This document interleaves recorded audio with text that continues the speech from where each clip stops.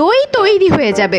ধুর, এসব বাজে কথা। 25 মিনিটে দই হয় নাকি? ব্যাস চলে এলো। হয় না মানে কি, আমি এক্ষুনি করে দেখাচ্ছি। আমার বাড়ির আম গাছে সব আমগুলো পেকে গেছে, আর তাই আমি নিয়ে এসেছি আমার নতুন সিরিজ আমসি জিন্দেগি, যেখানে আমি আম দিয়ে বানাবো নানান রেসিপি। আরে সবই তো বুঝলাম, এবার বলো তো 25 মিনিটের দইটা হবে কি করে? তো প্রথমে নিয়ে নিতে হবে বেশ কটা পাকা আম, আর সেখান থেকে আমের পাল্পটা আলাদা করে নিতে হবে। চাত্তারি, এই তো বললে দই বানাবে, আম দিয়ে দই বানাবে নাকি? তুমি একটু মুখটা বন্ধ করে যদি শোনো তাহলে আমি একটু বেশি খুশি হব। আমের পাল্পের সঙ্গে আমি মিশিয়ে দিলাম টক দই, আর সঙ্গে দিয়ে দিলাম একটুখানি গুড়, আর দুটো এলাচ থেতো করে দিয়ে দিলাম গন্ধের জন্য, সঙ্গে দিয়ে দিলাম 1 প্যাকেট গুঁড়ো দুধ।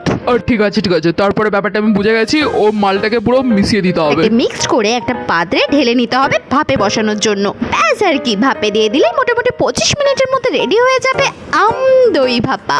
কি বানিয়েছো গুরু, পুরো লাইক সাবস্ক্রাইব করে দেওয়ার মতো। লাইক আর সাবস্ক্রাইবটা করে দিও।